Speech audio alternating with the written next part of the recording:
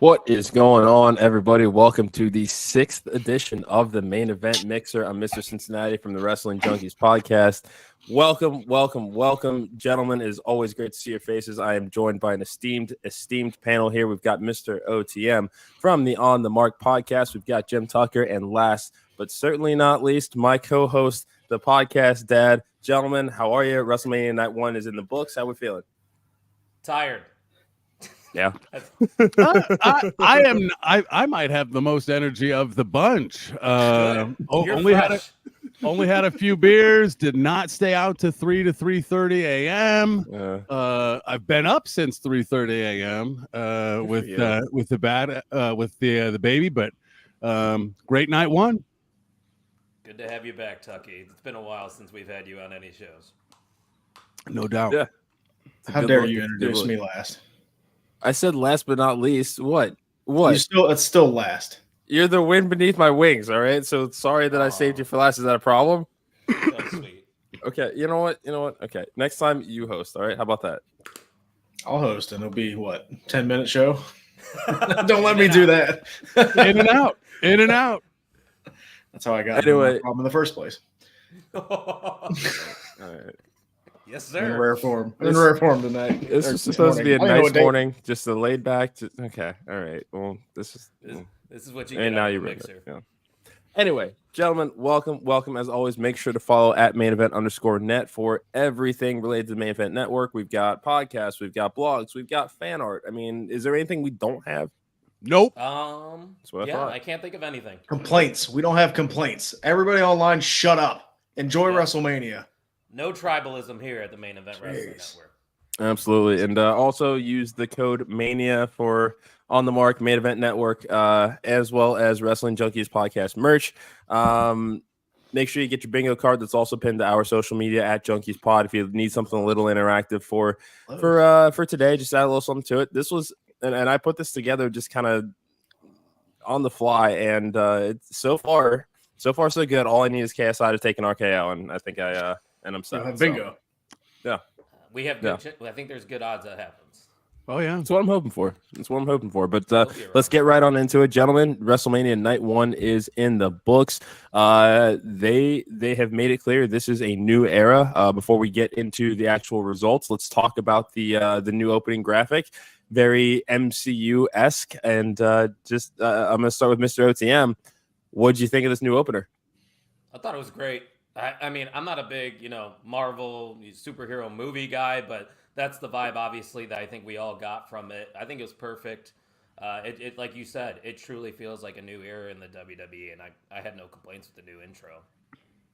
I like it. Tuck? Well, I much of the same sentiment. It just feels new and fresh. Different isn't always bad. It's not always good, but along with the new opener, we've got the Prime bottle in the middle of the ring, which I thought was a joke. And then it just stayed there the whole time. And I was like, maybe with the layered canvases, it would be Prime in between matches, but WWE's getting their bag. And for everyone that is critical of the advertisement, it's not uncommon anywhere else. And so I wish all of the extra advertisement money made our tickets cheaper, but it doesn't seem that that's the case. But a lot of new, a lot of fresh. I preferred the Hollywood stage over the XL stage, but I think it's still a beautiful, gorgeous setup. I love the set reveals. They're making everything about WrestleMania bigger and badder. First WWE WrestleMania World. So when it comes out to Vegas, I'm excited to see it. Yeah, podcast dad, I'm going to turn this over to you because, I mean, we talked about a lot of this last night, and I'm going to let you start with the Prime bottle and kind of how long it took people to even notice it. I mean, we had 7 or 8 people hanging out with us last night. Yeah. How many of them, how long did it take them to notice? I think it was the 4th match. It took somebody's going, oh, look, there's a Prime bottle in the middle of the ring. It's like, yeah, there is. It wasn't as bad as what they had on TV. I think it was SmackDown a couple weeks ago where it was the bright and bigger Prime bottle. Like, I'm okay with that if it's just a black outline. Like, I don't really care. One of the things we talked about advertising wise was the main event where it was Home Shield, I think. Yeah. Was the sponsor. American Home Made Shield. sense. Shield with And it does. And Eric was like, man, I hate this. And then like halfway through the match, I'm like, do you even remember that you're looking at it? He's like, no. So it's like, it doesn't, I'm not upset with it, any of them. Like it is what it is. Like Tuck said, like this happens in literally every other sport. And so like, who cares? We have been just trained to believe that the mat is sacred and nothing should be on it ever, but they don't really care. I'm cool with it. As long as the in-ring stuff is good, I don't care what's on the mat. Yeah, I mean, makes sense. Yeah, you're right. I mean, overall, the sponsorship wasn't terrible. The Fallout one was a little weird to watch because they had the character on the mat. That was a little awkward, but you had a cool DDT spot on it. Yeah, we did. And that takes skill to do that. Anyway, overall, I think presentation, it was slick. I mean, we knew that this is this new production era. I mean, Triple H coming out at the top of it, having that WrestleMania 3 moment and giving the welcome. This was the first time it's felt truly like out with the old, in with the new. I was watching the Slammies before we got started today, and even that they have made into an actual show with a true like award show presence. I mean, we're off to the races here. So it's a fun time to be a fan. WWE World too. I feel like that's great to get the fans involved into everything. It makes you want to buy that ticket. Or I don't even think there is tickets to go to WWE World, to be honest with you, but I'm sure there's extra things you got to pay for. But that kind of stuff incentivizes going to that experience beforehand, and it's another genius idea by the WWE. I know we're gonna sound like shills, for sure. but it's true. It's good. I mean, the whole weekend, you got the Hall of Fame, you have 2 nights of Mania, you got the Slammies, like the whole thing. They can just wrap into one and just make a crazy weekend. And I think even that. When you look at like when I think of Manias in the past, I've been a lot of indie centric other than Saturday night, Sunday night. But this weekend has felt like WWE has had their handprint on a number of days throughout the week. You got the next gen doc coming on Roku. I think they've understood how big it can be. And I haven't thought about the indies or Ring of Honor. I have thought about Ring of Honor, but I haven't made time to go into it because there is so much WWE content that I want to consume. And so I think they're taking full advantage of it. By the time our kids are grown, it might be WrestleMania month. At this rate, because it started as one day and now it's a world in a week. So I think that's been an interesting feel for me as well, because there were a number of indies last year and the year before that I was trying to tune into and making appointment viewing, and I haven't really searched them out this year. Yeah, I mean, just like you said, the sheer impact of WrestleMania week that WWE can have on a city. I mean, not even just like with tonight being night 2, but even tomorrow, that Raw after WrestleMania, it feels like we're in for something exciting, and they've got WWE World going there. They're going to have more wrestlers making appearances. They have truly decided to take that additional day as well to again pump all the money that you can out of it. And this fan access convention, it's the largest one that we've seen, and it's certainly closer than anything that we saw at SummerSlam last year. I mean, that was a compared to what we're seeing at WrestleMania, that was slightly disappointing last year. So who knows? Hopefully next year will be an entirely different situation. We were all there, people. Yeah, we were. We didn't know each other at the time. I was going to say that we didn't know, but we were all there. SummerSlam's got a problem this year. Oh yeah. Yep. Oh yeah. Us 4 and the podcast wife are going to be there. It's going to be rowdy. Love it. She's excited. I briefed her on a couple of the situations that we have going on, and she's real excited. It's all right. Tuck's a really nice guy. I'm the one you got to worry about. I'll manage Guile. I'll be months into fatherhood by then, so I'll maintain gags. My wife's heading home early. We're coming to Indiana end of July, and then she's got to head out for volleyball, which means I just have to go to SummerSlam by myself with the boys. So I'm gonna have like 3. I'm gonna be like 3 beers drunk into the pre-show. That's where I'm at. Yeah, I like it. I like it. Well, gentlemen, let's get into night 1. Rhea Ripley retains the Women's World Championship, defeating Becky Lynch. Podcast Dad, I'm going to start with you. What did you think? I thought it was a good match. I don't know if it was a great match. I thought it was a good match. I'm happy that Rhea won. I don't think Becky needed the title. I liked both entrances. Becky's just, I'm going to sell that book no matter what. I'm not going to blame her for doing it. I mean, but what comparison did you? What did you say it reminded you of though? Her gear though, her gear looked like a Budweiser logo. Like that's all I got from it. Oh yeah. And no, that's not a bad thing, but just the middle part it looked exactly like the logo. I liked Rhea's live entrance. That was cool. Like the lead singer looked exactly like Rhea Ripley, which was kind of scary. Overall, like a good opener. Again, happy Rhea won. Becky didn't need the title. I'd be interested to see if Becky goes away for a little bit after this. Like, does somebody take her out tomorrow night on Raw? What happens?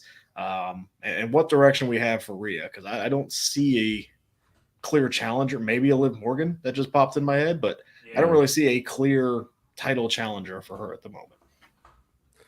Tuck, what'd you think? Well, I got the predictions pulled up here, and of the 18 entrants, only 2 picked Becky Lynch. So the public money was on Rhea Ripley here as well. That's where I went. It does not hold a candle to Rhea Charlotte from last year, but a good opener, a meaningful match to get us going. And I liked the coattails of Becky Lynch's ring gear, had the books printed on it with the wrap. I thought those were interesting twists. And so whenever we call back to that match, we'll remember that she has a book that was a bestseller that I'll never read. Oh, hey, it's really good, and I don't read. So I hear the audiobook is also worth a listen. Yeah, I'm on page like 100 right now, Tuck. This is the first book I've read since college, and that was 10 years ago. Yeah. I didn't have that on my main event bingo card. Add that to the Junkies bingo card real quick. I like it. Mr. OTM reads. Jags, what'd you think?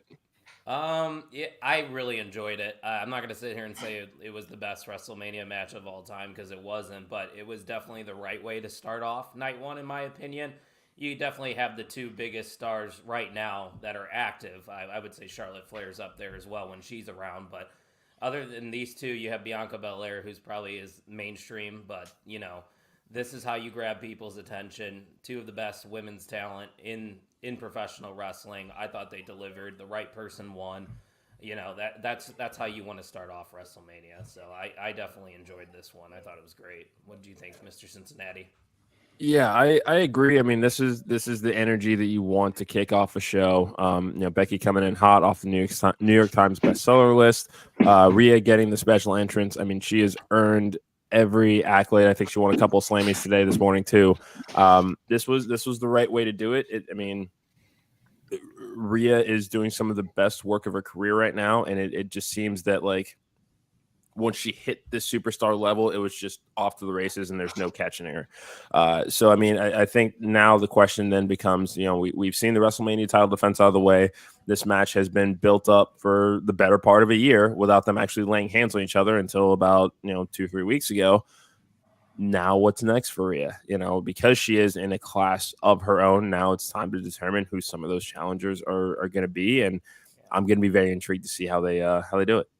Yeah, I think what Podcast Dad said, Liv Morgan seems like the smartest direction to go next, because there already is that history between the 2. But I do see we have 48 people watching us live right now. So if you're here with us on YouTube, Twitter, or Facebook, leave us some comments. Let us know what you think. I'll pull them up while we're talking about it. These mixers are meant to be interactive. So if you want to make your voice heard, leave us some comments, please. Absolutely. It makes the conversation a lot more fun, and just means less that I have to talk. Next up, 6-pack ladder match. What's that? It's from the Podcast Dad himself. Hey, shout out to that guy. Oh yeah, from a screenshot from a main event mixer, I think. Yep. I wonder who that guy is. Hey, I love those fans. They're great. Yeah, that guy is great. I like him. So we had the 6-pack ladder match, A-Town Down Under, Awesome Truth, Judgment Day, DIY, New Day, New Catch Republic. We knew going in that there were going to be, likely going to be a split of the titles, and we only got that furthered because they had their own separate championship hangers. So, Tuck, I'm going to start with you on this one, second match of the show. What'd you think? Maybe my expectations were too high for it. I expected this one to be a knockdown, drag out, fireworks, and it was good. Especially considering like Miz got away with the botched ladder and nobody got hurt. There were ambitious spots, but I thought they could have gave that more time and took some minutes off of some other things with who you had in the ring. This one that match will end up being the backbreaker from the prediction standpoint, given that 1, 2, 3, a third of the pool got it right, because if you didn't have both of them right, I did not give you credit, and that really upset one of my buddies from Nevada who picked the Miz and R-Truth, and he said you could only pick one, and I said you didn't read the directions, sir. So I had to pull the teacher card on a Saturday afternoon, but to me it was good. It was another match to keep the energy going. But with who we had in that match, I expected a little bit more. I'd give it an 8 out of 10 when I was thinking it was going to be like a 97. I don't know. I was really excited for it. And then it finished and I was like, okay. It does give the tag team titles 2 different directions to go. So maybe the fruits of the labor will be felt better in the future, but under-delivered a little bit for me. You're on mute. You let this guy host? Mr. Mutinati. I need an off day here and there. I know he needs one too, so we both need an off day host. Well, just for that, Chris, you're now going last. Kyle, what'd you think? Oh, wow. The ladder scared the shit out of me, and I was hoping that somebody was going to get the attention of someone. It seemed like the refs were screaming at Priest, hey, get off the ladder. You know, it's bending, and I thought the Miz was going to die for a second. But, I mean, these matches are meant to be car crash type of matches, especially when you have 6 teams in there. It's going to be a little bit chaotic at times, but for what it was, I really enjoyed it. I thought everybody got their stuff in, had a moment to shine here. Of course, I like the winners because that's who I predicted to win A-Town Down Under in Awesome Truth. So credit to me as always for predicting that as well. But always so humble. The most humble they call me. But yeah, I think A-Town Down Under with the SmackDown titles is great. I think you needed a heel team to have one of the belts for sure. They definitely have depth now in the tag division, so I think this ultimately is going to set up some great things going forward for the tag division. Tyler, how dare you? You're not allowed to use that name. Just did. Yeah, I feel like it was too many teams. Like at the end of the day, like there are 12 people in that ring. And when we think of ladder matches at WrestleMania, it's usually a lot better than what we've got, right? I just think it was too many people. If they would have taken 1 or 2 teams out, I think we would have gotten a little bit better of a match. Overall, I'm happy that they split the tag titles. I'm very happy that they did that. A-Town Down Under, I think, is a great choice to have it. Pairing them with Logan Paul and have them just be shitheads on SmackDown is just gonna be perfect. Awesome Truth, okay, they got the feel good win, and that's good. I hope it's not a long reign with the titles. I don't have that much interest in them holding the titles. We've gotten into this era where every title needs to feel important and seems like it feels important. I mean, that doesn't feel important right now to have the Raw tag titles on them. So maybe it's a debut, maybe it's Braun and Corbin coming up and knocking them down, maybe it's Gargano and Ciampa doing it on Raw. No. It's not going to be them. It's not going to be them. It's not going to be them. A guy can dream, and I don't want to hear another word about it. All right. I wouldn't be upset if the Good Brothers took it off of them. To be honest. Wow, that's a decent with a debuting Tama Tonga, I'd be okay. That'd be fun. Okay, that's something. Yeah, there you go.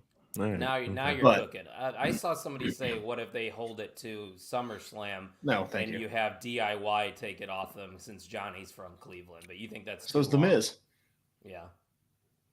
It would just take too long to get there. It would take too long. It would take too long. I agree. I'd rather have Johnny walk in with the title. I think you'd get a bigger pop. But yeah, I'd go 7 out of 10 for this one. It was good, not great. There were some crazy spots. Waller getting powerbombed through the ladder. That Gargano and Dunn DDT through the table was crazy. Cool. Overall, I'm happy the tag team titles are split. It was about time. It only worked for the Uso storyline, and now we're back on the right ship. Yeah, well said. Well said. Yeah, no, this is for what it was. I mean, a mega multi-person match essentially. When you got 12, throwing some ladders, create some chaos. Yeah, it did exactly what it needed to do. Still wish it would have been New Catch Republic, but I digress. But yeah, I think good, not great is the right way to look at this match, and the same thing with the next match that came after it. Rey Mysterio Andrade defeated Santos Escobar and Dirty Dominic Mysterio. I'm going to start with this one just because, and this might have, I think Christy might have thrown this out yesterday when we talked about this, but this didn't necessarily feel like a WrestleMania tag team match. This was something that I could have seen at Backlash or Fastlane or Great Balls of Fire for all I care. Yeah. So, I mean, it got the job done. It seems like there's more to this story. I'm going to give this to the podcast dad to start. I don't only for the reason that there was interference, or not necessarily interference, but you have some thoughts on the gentleman that assisted in this match here. So I'm gonna let you cook. You talking about the greatest center of all time? Is that who you're talking about? Jason Kelsey? Yes. That was Taylor Swift's boyfriend's brother. How dare you? How dare you? He's got more rings than Joe Burrow. Anyway. Yes, and the other was Lane Johnson, another future Hall of Famer. That's fine. You can have that title. No, I'm gonna hold on to it if you don't mind. I got the Super Bowl merchandise. You can have that. It's a fake title like The Rock had. Oh, wow. You still look pretty damn good with it. Something we both have in common. All right. I'll give you No. Let me talk. Stop interrupting me, Eric. Yeah, like this match was okay. It wasn't anything special. The gear was. I like the entrance gear. Like that. I think that's the best thing I can say about the match right now. The double cross body spot was cool, where he had Ray, or Andrade had Ray like on his shoulders. That was pretty cool. But yeah, like this just didn't feel like it advanced any storylines. It just kind of felt like, hey, we got these two groups. Let's put them in a match and send everybody home happy. Let's have the local celebrity come in and do that. So it was fine. It was a nice pop for the crowd, but that was about it. Tuck, what'd you think? Yeah, it was fine. This was the let me go make sure my plate is still filled with food. Let me make sure I change a diaper real quick kind of match. But the public money went on Santos and Dominic, and I think the shift of only 5 people got this one right. So I expected this one to go heavily to Dom and Santos as well, but this became a backbreaker for a number of cards in the predictions. Okay. I like it. Mr. OTM, your thoughts? Yeah, I think a lot of us were under the assumption that Carlito was going to get involved in this and weren't expecting Eagles players to get involved, but I do get it. You have to have the hometown guys show up at WrestleMania. They do it every single year. It's a publicity thing. I get it, but yeah, the finish for me didn't do anything. I thought it was awkward, and like you said, felt like a B-level PLE kind of match. But like you guys are saying, it was fine. I just don't really have much to say from it. But that spot that the podcast dad was referring to, that was definitely the highlight for me in this one. Yeah, I popped. Yeah, it was good. And the lull of sorts continued with this next match. Jimmy Uso, Jey Uso, Lil Wayne helping Jay with his entrance. That was a collective sigh from the inside. A lot to say. You meant hurting the entrance too, by the way. Yeah, he didn't add anything. You can say assist, which meant he was there, but when Jey Uso is on the top rope doing the hands, there are no words other than Lil Wayne's sounds that he's making. Wow. Sad. Yeah, the word assist did a lot of work in that sentence. Yeah, sad is a great word for it. Mr. OTM. Yeah, we talked about this a little bit before we came on. So, Mr. OTM, I'm going to start with you and your insight into this match.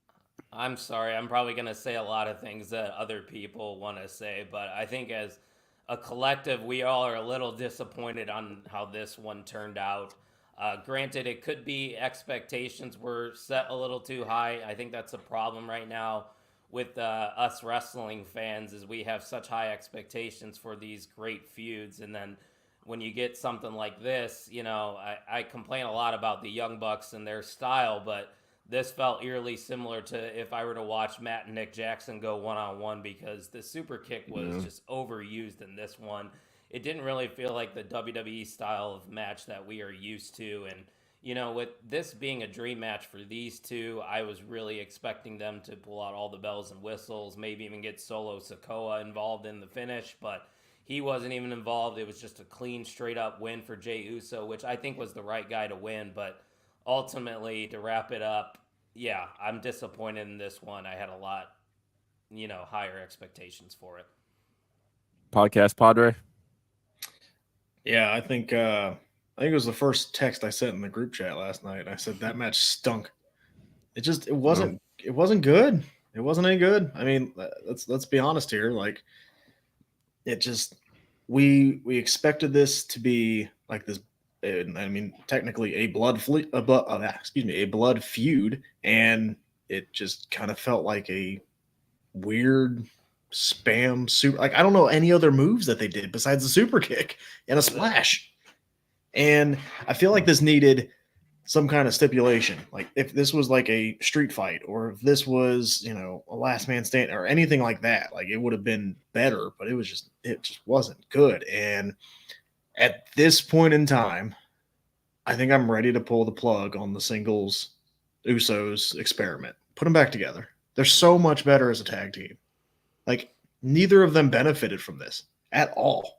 Yeah. So the experiment was fun. Jay got way over with the crowd, and that's awesome, but put them back together. It's time. Jimmy got no reaction when he came out. It was quiet. Well, even the crowd with Jay, they weren't doing that as much. And I know it was cold because they told us 815 times it was cold. Chilly Philly. 52 degrees. Yeah, felt like 48. But 14-degree winds. Nobody talks about them. But yeah, no, it was. I'm ready for them to be back together. Like, let's stop this charade. Charade. Papa Tucker. Well, here's. Would this not have been a great main event on like Fastlane? You know what I mean? Like, Sure. I felt like they rushed it here. Not this match, but I think the build up in the Jimmy versus Jay storyline, it felt rushed to get it onto the WrestleMania card. And as I zoom out, is if like launching a trilogy at WrestleMania is a weird move. And so I'm trying to figure it out. If that's the first one, like, how does that not happen a little bit earlier to get here? We've been in this bloodline shit for years now, like actual years. Yeah. And as it's happening, I'm like, this isn't it. Nope. It didn't do it for me. And I thought it would be a great main event on Elimination Chamber on one of the B-level pay-per-views where there wasn't enough why other than their brothers and Jimmy and Jay, the match itself, super kick party. And so it was fine, but I felt like it would be better served on its own moment with better story and development to it. And the match wasn't great. Like, it wasn't a great match. And that's frustrating when you have two really good wrestlers in the ring. Yeah.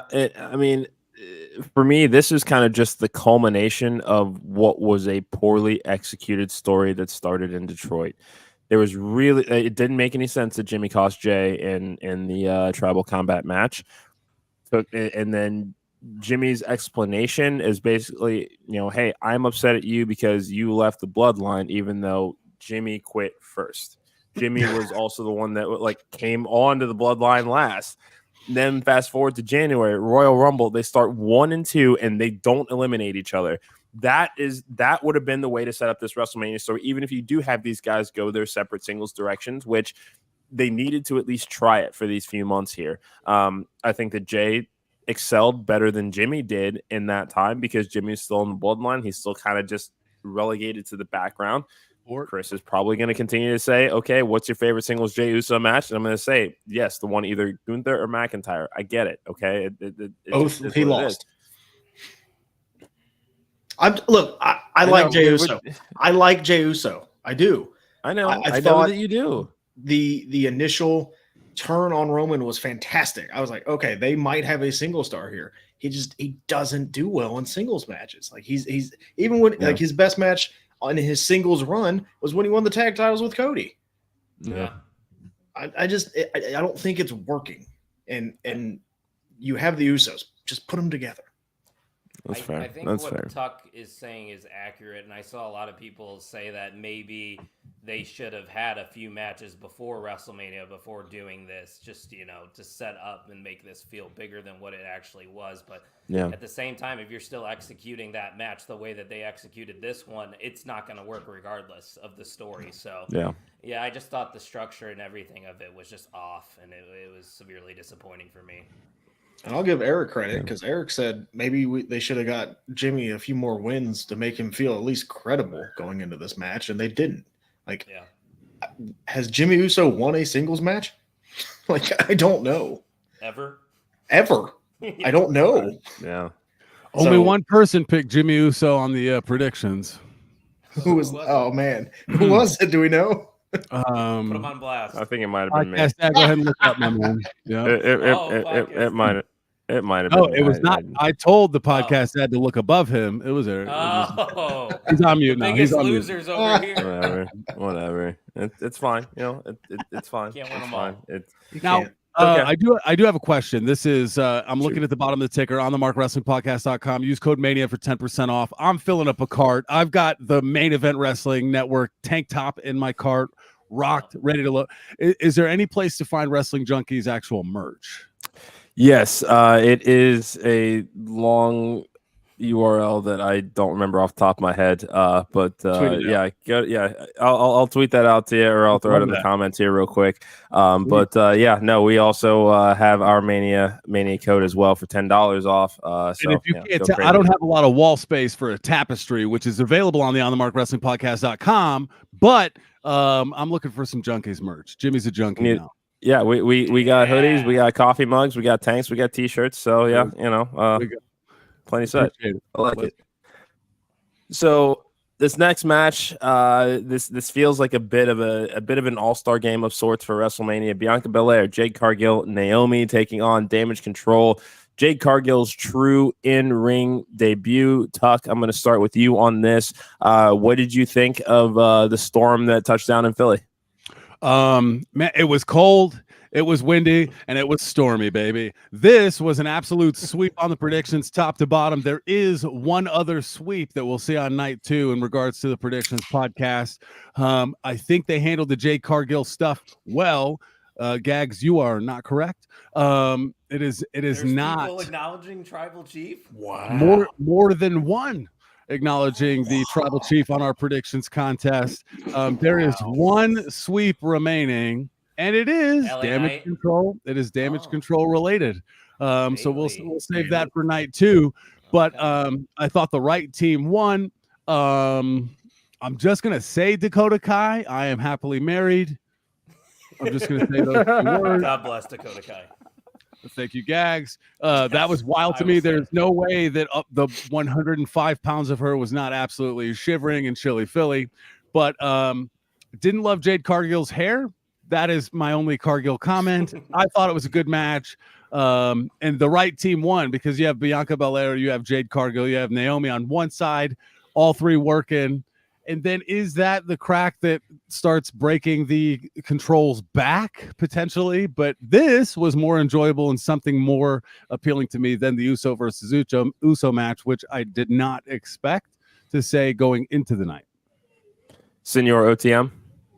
Yeah, I agree with a lot of what Tuck's saying. I think that they win the night for gear. Naomi, Jade Cargill, and Bianca looked absolutely fantastic, as did Damage Control. But it served its purpose. We knew what we were getting going into this match and what we were going to see. It's a showcase mainly for Jade Cargill. They're kind of easing her into the WWE, which is probably the smart approach to things. She's not being showcased in singles matches quite yet. She's not having a streak that really didn't mean much like she had in AEW. But it was fine. I enjoyed it, and like I said, I think it was just more of me enjoying the gear and the presentation of the All-Star team rather than the win itself. Sure. Chris? Yeah, if we're doing shout outs, hello, Rhea Ripley. Overall, I have it typed, and Eric knows. Just saying And hello. yeah, no, this is a good presentation from the big three. I loved it. You know, they felt like a big deal. I think all three of them are going to have a big year, either together or individually. Like, I think there are big plans for all of them. I think this is kind of starting to begin the end of Damage Control. I don't know if I need Dakota Kai in Damage Control. I think if you have Asuka, Kyrie, and Io as a group, that I'd be okay with that. Asuka. Also, shout out to Asuka's face paint because that was insane. It looked so pretty cool. cool. But a typical WrestleMania kind of showcase match where they all kind of got their stuff in real quick, and the baby faces won. So I'm not mad at it at all. Yeah, this was the exact result. It took them a while to build to this match. I mean, Bianca was essentially directionless, in February in Vegas, and kind of out there to promote the Hulu show, which is great. And we're kind of wondering what was going to happen, but Bianca's streak at WrestleMania continues. So does Asuka. I was 0-5. Yeah, Not great. Nope. Did you guys know Naomi has the most wins for a female talent at WrestleMania? They said it on commentary, and I did not believe it. Yeah. Did not know that. I don't know if I misheard it, but I'm pretty sure everybody, at least that I was with, heard the same thing. So Okay. That might be a thing. I did not know. Okay. Well, we'll WrestleMania. Maybe. I mean, it might be time to start adding that discussion of we have an idea of who Mr. WrestleMania is. I mean, who would we consider for Miss? I mean, especially with the horsewomen. I forgot this. I forgot this wasn't our normal stream, and I was trying to go click and get your box out of there. Yeah. Oh, you wanted me to do this? Yeah. Thank you. There we go. Are we done? We done playing our little games here? Yeah, I gave you a millisecond. Okay. Thank you. Not yet. Not by a long shot. Okay. Anyway. Thank you. Gentlemen, hell froze over last night. Intercontinental Championship. Sami Zayn won the big one. Mr. OTM, I see you. I see you getting ready to expound over here. So kick us off. Ladies and gentlemen, this is what happens when you have good storytelling. The last month was basically all the build that we got for Sami going into this Gunther match. He was doubting himself the entire way. You had the family involved in it as well. It was just a beautifully done match from top to bottom. Easily the match of the night from me. I thought it stole the show for sure. Sami deserves this moment. I don't care what other people have to say about it. I know everybody wants Chad Gable to get that title, and I think Chad Gable's definitely going to get that title from Sami Zayn because Sami now owes Chad Gable that favor. But, I mean, credit to Gunther for a historic reign, the greatest Intercontinental Champion of all time. It was so well done from top to bottom, and I think if you were going to have this reign end, it had to have a good story behind it, and that's what we got here with Sami Zayn. The ultimate underdog, overcoming the odds once again. Just perfect. I enjoyed this one a lot. Podcast dead? 845 days and 666 days. That's how long Gunther has held titles in the WWE. That is insane. That's just nuts. I can't wait to see because this is going to get him up to that main event level. I can't wait to see what they have planned for him. The presentation of Sami Zayn last night was amazing. It really was. That shot in the back where he's talking to his wife and his kid. He goes through. He's getting ready to go out to curtain, and Kevin Owens is there. Like the whole thing. And the one shot, no cuts. Yeah. The one shot, the follow. That is complete. Awesome. Not Kevin Dunn. Yeah. Yes. It was awesome. It was a great presentation. Sami winning, I think, shocked. I mean, at least you and me. It was just at the party. I think it shocked everybody collectively. Yeah. But it was a crazy finish. The brainbuster spot was insane. Mm-hmm. I thought he was going to kick out of the second haluva kick, and he didn't. And when he didn't, I don't want to say it felt like the streak ended, but it was like, oh, wait a second. No. I did not see that one coming. And yeah, good for Sami. I mean, if he's not going to get a world title, this is the next best thing because that IC title is leveled up like crazy. So I'm excited to see where they go with both of these guys now. Like they did this title change perfectly. I'm happy with how his title reign ended.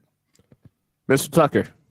Well, they got Gunther to a great spot, and now with him not having the Intercontinental title, it puts him on a clear path to a compelling program at the top of the card. To the podcast dad's note, doing some quick math, he's held a title for over 4 years of his career in just those 2 reigns. When you add the numbers and divide them by year, that's impressive. And for someone to take the title off of him, it needed to be somebody with credibility. The cinematography getting him out there, and then the match itself, highlighting his wife. There's compelling layers to it. The match itself was outstanding as well. And look at Sami Zayn's last 3 WrestleManias. Jackass match, main event night 1 tag team title winner, Intercontinental title winner. And Sami Zayn is that guy that always delivers, but never comes to your mind first. In a lot of those conversations, I thought it was super well done. Is the Illuminati confirmed with Gunther's title reign? That is to be determined. But I'm excited for Sami Zayn to lend and maintain credibility with the Intercontinental Championship. And then I'm also excited to see Gunther ascend up the card in seemingly a number of different ways. It could go anywhere from here. So that was 10 out of 10 for me. And only a third of the picks picked Sami Zayn. So that was another backbreaker. All the money was on Gunther. Long. Yeah, I should have known. This is this I don't even know where to begin with this. I think the first point is that I think today marks only the 71st day, give or take, that Gunther has been signed with WWE and hasn't held a championship. Like it's just a sobering thought that he has come in and had the dominance that he's had, and we should have seen it coming because we saw Walter in NXT UK, and I mean he leveled up leaps and bounds, got himself TV ready for the main roster, and there was just no looking back here. Imperium nominated for Slamming for Faction of the Year, they didn't win it, but that goes to the impact that this group has had on the company. It's only going to get better from here. And I agree with Tino. I mean, it's going to be time for him to be in that world title picture. Bash in Berlin is coming in August. Whether he walks in as champion, I think that remains to be seen. But I do think that show is going to be very Gunther centric. So this is the time. He has done a great job. If anything else, if his only goal was to elevate this title and then move on, mission accomplished times 1,000. So now it's going to be time, because I think eventually, we'll talk about, I'm sure that we'll all talk about what happens with the World Heavyweight title tonight. But I think it's safe to say that if Drew walks out with that title, as much as they are pushing him as a heel, it's going to be very hard to boo him in the next few months. So until Punk comes back, because then they'll get behind Punk. I think that's true. I think Gunther will get drafted to SmackDown. Ooh, when is the draft? Okay. Did they announce a date? No, but he said it's just in the next month. Yeah. I mean, Cody Rhodes and Gunther feuding for the summer. Okay. So let me ask you guys this: if let's just say draft happens, do you look at an Imperium split, keep Kaiser and Vinci as a tag team, but let Gunther just go do a singles thing, or do you keep them as a collective unit? I keep them as a unit together. Yeah. Fair enough. I mean, you got 2 separate tag straps now, so might as well. It's still early in their run on the main roster, but to break them up. But they've broken up people before way too early, so never say never. I think they tried it. What was it with the Street Profits one time, or did they never actually pull that trigger? And split they let Montez go on a little run by himself because I think Angelo might have been nursing something, but they didn't. They still haven't pulled that full trigger. And when you watch Bianca and Montez, the Hulu documentary, one of them, Montez, is ready to go singles. Angelo, I think he sees the writing on the wall. He's like, if I'm not right next to Montez, I don't know where I am, which is an interesting dynamic. But you haven't seen a split like that in quite some time. But for me, when you look at Imperium, it is Ludwig. Like, of the two, Ludwig's the guy. I thought he undersold the coat twirl from Gunther, but it is fine. Ludwig Kaiser. Giovanni's not bad in the ring. I'll say that. Watch a couple. It's fair. He's pretty good in the ring. Yeah. Those bald Italians can go. Let me tell you. Bias take. Uh-huh. Mm-hmm. Yeah. Biased. Gentlemen, we are at our main event billed as the biggest tag team match in WrestleMania history. The final boss, The Rock, the Tribal Chief / WWE Universal Champion Roman Reigns, taking on American Nightmare Cody Rhodes and World Heavyweight Champion Seth freaking Rollins. We all know the stakes. Bloodline wins, Bloodline rules. So we're set up for tonight. But Podcast Dad, I'm going to start with you on this one. This match clocked in at 44 minutes and 35 seconds. Yeah. And now I just kind of want your take on it. Yeah. I'm okay with that. Yeah. I'm totally fine with that. I love this. I mean, if people say they didn't like it, they haven't been watching the story. No. You didn't like this? No, I liked it. I'm not looking at you. Oh. Man. I'm not going to say what I have to say until I have to say it. All right. And you know, I'll take my victory lap now. I did predict The Rock was going to pin Cody Rhodes, so I'll go ahead and take that lap. Hey, Eric. Good job. He sure likes to put himself over. I do. We have We to. all- Remember, we have to be selfish. Exactly. I really enjoyed this match. I had a lot of fun with this match. It didn't feel like 44 minutes, at least for me. No. I this is like the last time for a long time tonight that we're probably going to get a Roman Reigns title match. So I was kind of enjoying what we saw last night with The Rock. The storytelling was there. I mean, Rollins hurting his knee again. That's going to play a factor in tonight. Everything that they did is going to play a factor in tonight. I'm right with Tino. He knows it. It didn't feel like 44 minutes to me. I loved it. I love seeing The Rock back in the ring. That was the nostalgia of that. It was Cody Rhodes looking like he was going to get it a couple of times. That spirit of The Rock was, I love that moment. Like this match, I really, really, really enjoyed. And I think that closing shot again of Cody in the ring, the same shot we got last year, and that going through his mind, like, I can't do this. And that is going to put that doubt when tonight, when he does it, the place is going to explode. Yeah. And it's going to be one of the best, I'm going to say it now, going to be one of the best Mania moments we've seen in a long time when Cody wins that title. I'm very curious, Mr. OTM, your thoughts. All right. Well, I didn't hate it. I just want to put that out there. I'm not shitting on this match, but I think it's a Yeah, fair... but you started out like that. You did. You're going to say something negative.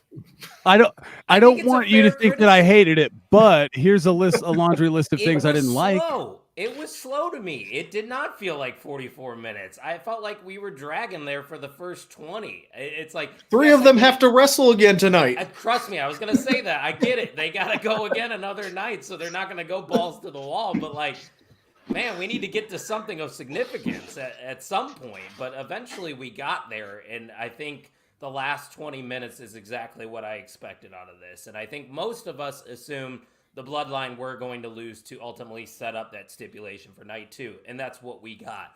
I didn't see The Rock pinning Cody Rhodes like the podcast had predicted, but ultimately that's the right decision because you probably don't want Seth Rollins to get pinned twice. That makes him look like shit because we know Seth Rollins is going to lose to Drew McIntyre today. It's inevitable. I don't even think that should be a competitive match, by the way. I want to throw that out there. I feel like Seth should probably get his ass kicked, and it should be about 5 minutes, in and out. Drew McIntyre walks out a champ. But nonetheless, I thought it was good. Wasn't great. Once again, maybe I had too high of expectations for this one, but the entrances were phenomenal. The Rock's presentation was top-notch. I didn't expect anything less. But, yeah, we got where we needed to go, and now it's time to finish the story. Yeah. Tuck, your thoughts? I'm a little bit more in line with the podcast ad in regards to overall reaction and account. I thought The Rock, whatever, hater. I thought The Rock deserves a lot of credit. I thought he did a lot more than what I was expecting. His first visit, he did I think he did a back break. He did like 2 moves and it looked like he was gassed. And so I'm like, where is this guy's cardio at? And where's it going to be in April? And I thought The Rock delivered from a competitive athletic fitness standpoint. We know being muscle strong and being in ring shape are not the same thing. But even the Roman spearing The Rock, like that moment set my house on fire from people that know The Rock and they know Roman and they're on the same team, like very elementary kind of fundamental knowledge. Oh, that's a big moment. Again, when Roman Reigns and the Bloodline are involved, with The Rock being involved, with Cody, with Seth, you have so many professionals more concerned about telling a story and pulling on heartstrings, and sometimes it takes 45 minutes to do that. I will lean into Gag saying the first portion was a little sluggish, but I do think there was the back and forth of who's going to go first and who's going to do this. And, we have all the people in the ring, but we're going to make them wait and continue to wait and build it up and build it up. I thought there was a number of great spots. And the money from the predictions was not a sweep. A third of the people picked Cody and Seth to win. I was not one of that third, but I do think it's interesting. And now, like, I'm going to spend all day figuring out where Cody's going to get the help. If there is help, we've seen some support show up, but what the hell is this match going to look like? It's not going to be Roman and Cody one-on-one duking it out. It's like it's going to be a car crash of sorts where, like, there's just a heavy load from a production standpoint, people being in the right place. They're asking a lot, and I am so excited for it to deliver when it does. And to your end, I think Drew McIntyre also steps on Seth tonight, and he gets the WrestleMania moment, and I love this version of Drew McIntyre as well. So I think for what it was supposed to do, it seemingly all four of them came out of it unscathed, which to me is like a huge risk. Like, why the hell are some of these guys fighting on SmackDown the night before WrestleMania when, like, you can roll an ankle and be jacked, And so a big risk, but with big risk comes big rewards. And we are all going to celebrate the spoils this evening. Yeah, very, very well said. I think that, if you didn't think the Bloodline was going to win this match, I mean, you haven't been paying attention to what's been going on the last year. Even when we look at just the new intro that WWE has for that show, it had a very Marvel type feel. This match was Infinity War. Tomorrow is Endgame. I mean, Cody. Tonight is Endgame. Tomorrow's WrestleMania Night 2 tonight, Eric. I know you had a rough night. It's okay. Sometimes I just. He didn't have a rough night. He did that on his own volition. That doesn't mean it wasn't a rough night. Yeah, but you're the only one to blame for that one. I never said I wasn't. I know. I've been cursing me today. Yeah. You should be. I'm here. I'm upright. I'm bright-eyed, bushy-tailed. Yeah. And so leave me alone. All right. Barely. Okay. You know what? He gets to host number 7. How about that? All right. There we go. That's running the show. Yeah. Man, I hope you join us because it's not going to come up because I don't know what I'm doing. You had to put my social media. I'm sorry. I have no idea how you did that. I'm sorry. What did you just? What was the sentence that before that? What did you just say? Do you admit that you did? Okay. All right. That's what that was what I heard. Yeah. Thank you. Like, this doesn't concern you. The dads always stick together, Eric. We have to. All right. Fine. Movement. Fine. Team no kids up here. Yeah. Acknowledge us. Team a lot of time. Team no care in the world. Team do whatever the hell you want. Team to stay out until 3 a.m. Make own choices on your own bullshit, then complain about it like it was somebody else's problem. Acknowledge us. That's right. We will not. It's faction warfare here at the main event. Somebody has to do it. Might as well be me. Look at these guys. Anyway, gentlemen, this as far as night ones go, solid. I mean, there wasn't really anything that I actively like shit on, I guess, for lack of a better word. The Jimmy versus Jay, just I don't know. I disappointed than anything, right? It did not. I feel like they're gonna wish they had that one back. It just, when Because I think at one oh, wait, no, that was the Sammy Gunther match. At one point, we had been saying, okay, anytime you see a chop, take a shot. But we should have done the super kick game is what we should have done. 16. But no. I'm sorry. Yeah, are you 16 serious? 16 super kicks in that match. Yes, it was only 11 minutes. Yeah, so 1.2 right. super kicks per minute in that match, guys. That's a high rate. And shout out to Omar's profile pic, by the way. What's right. Omar going? Oh, I do like that. It looks like it's staring right at his comment. So it's a good one. Shout out to Omar. Love it. But yeah, gentlemen, night one is in the books. Solid show, I think is the word. We're gonna go around. I'm gonna start with Mr. OTM. If you had to give a letter grade on the night, what would you give it? B-. It was good, not great. I think solid is the word I used on Twitter. You used it as well. I think that's a great way of putting it. But ultimately, I think it's all leading up to night 2 being the must-see night, especially with the main event. You know you're going to get shenanigans galore. It's going to be entertaining as hell. But yeah, night 1 was just solid. You had a couple moments. The middle kind of dragged a little bit for me. The main event, of course, dragged a little bit as well. But ultimately, I think we got where we needed to go. I'm excited with the results. So yeah, B- for me. Mr. Tucker. I'm at I was at about an 84, so like a regular B for me, but like this one has a different feel because we needed night 1 to get to night 2, and that hasn't always been the case. I mean, WrestleMania Night 1 last year was a candidate for our match of the year, PLE of the year, splitting the 2 days and won. And I don't know that we necessarily need that. I do think that night 1 is serving its purpose, and potentially in this new era, tempering expectations that night 1 matters to make night 2 make a little bit more sense. I thought it was good. I was happy. I was a happy customer with my $10 Peacock subscription or whatever. And I got to enjoy it from the warmth of my home, not the 48 and 15 mile an hour winds as they did in Chilly Philly. I don't know that they'll ever go back to Philadelphia again. Realistically, Nick Khan came out and said, hand up, this was not my decision. This is the last one that was booked prior to me getting here. So I don't know. We'll see. Yeah. But I was happy with it. Tuck, sorry, podcast dad, before you go, I have to ask Tuck a question. Since we were at WrestleMania last year, Tuck, did you have like a kind of a sad feeling watching this one from home? Because I had a little FOMO watching this, knowing how great that experience was for the first time at WrestleMania. Well, and then you go back and you watch Next Gen, and they're at the Hollywood tryouts, and the logo's all over your face, and you're like, I was fucking there, and now I'm here. Much different. I got August 1st WrestleMania, much different vibe. Yes. But it is a little bit like, dude. A year ago, I was almost getting sideswiped on my Lime scooter by a car turning right, and here I am. It was not great. But Cleveland, you will be happy to know Cleveland is limeable. We are finding an Airbnb limeable to the stadium. I think that was a great pick by Gags. I can't wait for that. It's going to be a great weekend in Ohio, SummerSlam weekend. Looking forward to it. Podcast Dad, final thought. I think a solid B. I think that's the consensus going around.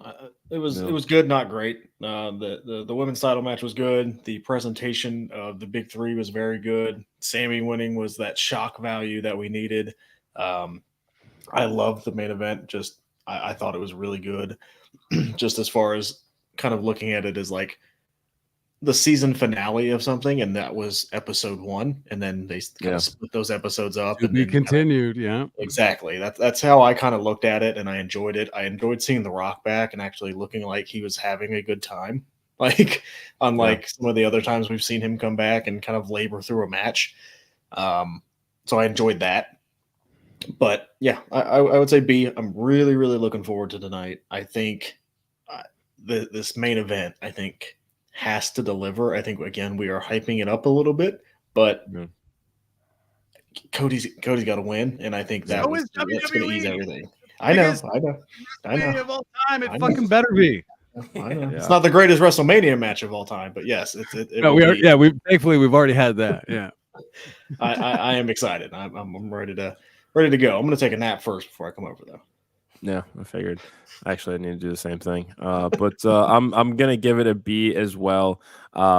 This is, I think, in the larger scheme of things, this is kind of just the marking of a new era, which I think when we look back on, on this 20, 25 years from now, I think is when we're going to see this as the turning point. So while there are some matches that don't necessarily feel significant now, much like everybody has already said on here, this is setting up for tonight to be something just spectacular, I hope, because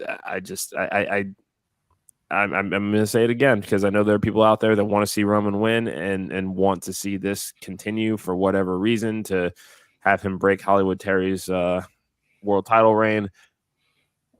I just think it's going to be very difficult to try to get a crowd to buy into Cody for one more year in the chase. It just, I think that we can all understand it once, but twice, I don't see happening. I think that this is the time to mark that new era. Shout out to The Rock, because he absolutely nailed it. He had rings shipped to LA. Chad Patton came out to work with him and get kind of the timing on everything down, just to go through rehearsals. So this was the Rock that we needed to see if he's going to come back. So overall, very very happy with it, and now it's time for us to take naps, get ready for night 2. So, gentlemen, it is always great to see you. Chris, you're fine. Make sure to follow at Pod on the Mark, at Junkies Pod, at Main Event _net. Promo code Mania on both of our merch stores. Tuck, I will get that over to you. I'll put it in one of the chats here. Always a pleasure. Always a pleasure. Main Event Mixer 7, I'm sure, is coming sooner than later. I don't know. Who knows? Maybe for Backlash or something. But always good to see you guys. We'll probably take a week or 2 off, depending on how good Monday Night Raw is in terms of Main Event Mixers, just because there's been a lot of content. We promised a lot of content at the network this week, and we delivered. So appreciative of anybody that tunes in. There's 87 people watching right now, so appreciate every single one of you. Make Absolutely. sure you subscribe to the Main Event Wrestling Network. We're only at 30 subscribers, people, but we don't just have live shows. We have vicious rants every single week. Scott reviews old wrestling pay-per-views. We have a lot of content, so yeah. Follow the network. Check out the Wrestling Junkies. I'm sure you guys got a loaded show week coming up once again. I'm hoping Tuck will be back with OTM here soon. I know he's a busy man, but we miss him over there. No offense to Ian. I got to spend the night with Ian. Okay, Ian. So, yeah. Where is my son? All offense to Ian. So here's the Has story. he said anything in the group chat yesterday? Here's the story. He was going to he did stay the night here, and he had a work meeting at 2:00 in the city that I live in. So he was just going to camp out here until then. He forgot to bring his work clothes. So he had to drive all the way back 35 minutes this morning, and he's just going to stay at home and drive back out here to where he was originally. So yeah. What a rookie. Tough Kids L gonna for be Ian. kids, Yeah. Right. You got to get a hold of that guy podcast, Dad. I can lead him to water. I can't make him drink. Facts. Gentlemen, pleasure as always. Thank you to everybody that's watching. I think we've got 87 on the Main Event stream. We've got 26 on the Junkies Pod stream as well. So we have a nice little crowd today. So thank you to everybody that's been watching. Have fun, enjoy wrestling. Night 2 is going to be spectacular, but wrestling is meant to be enjoyed. Support your local indie federations. I think that's all I've got as far as shameless plugs. So, gentlemen, thank you so much. Pleasure as always. See you later, people.